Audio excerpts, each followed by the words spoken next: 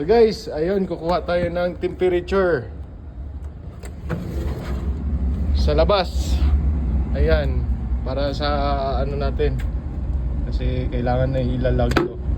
Ito yung dito tayo kukuha ng temperature. Ayan. So dalawa yan. So parehong pareho. So dito siya